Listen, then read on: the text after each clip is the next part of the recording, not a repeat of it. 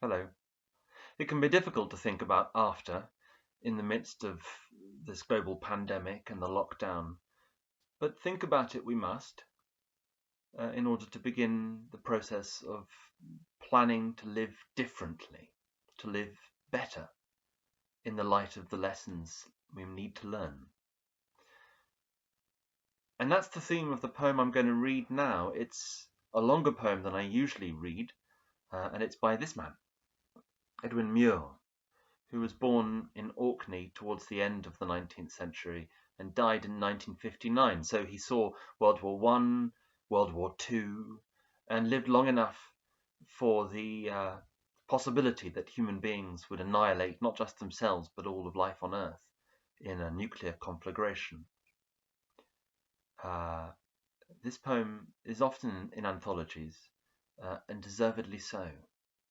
It's called The Horses by Edwin Muir. Barely a 12-month after the 7 days' war that put the world to sleep, late in the evening, the strange horses came. By then we had made our covenant with silence, but in the first few days it was so still we listened to our breathing and were afraid. On the second day, the radios failed. We turned the knobs, no answer. On the third day, a warship passed us, heading north, dead bodies piled on the deck. On the sixth day, a plane plunged over us into the sea. Thereafter, nothing. The radios dumb. And still they stand in corners in our kitchens, and stand, perhaps, turned on in a million rooms, all over the world. But now if they should speak, if on a sudden they should speak again, if on the stroke of noon a voice should speak, we would not listen. We would not let it bring that old bad world that swallowed its children quick at one great gulp. We would not have it again. Sometimes we think of the nations lying asleep, curled blindly in impenetrable sorrow. And then the thought confounds us with its strangeness. The tractors lie about our fields. At evening they look like dank sea monsters, couched and waiting. We leave them where they are and let them rust. They'll moulder away and be like other loam.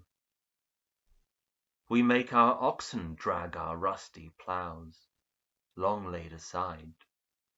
We have gone back far past our father's land. And then, that evening, late in the summer, the strange horses came.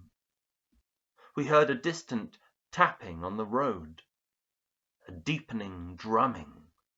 It stopped, went on again, and at the corner changed to hollow thunder. We saw the heads like a wild wave charging, and were afraid. We had sold our horses in our father's time to buy new tractors.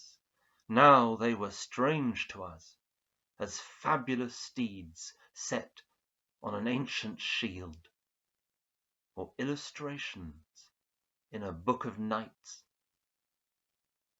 We did not dare go near them, yet they waited, stubborn and shy, as if they had been sent by an old command to find our whereabouts and that long-lost archaic companionship.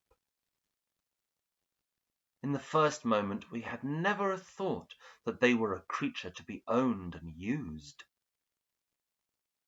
Among them were some half a dozen colts, dropped in some wilderness of the broken world, yet new as if they had come from their own Eden.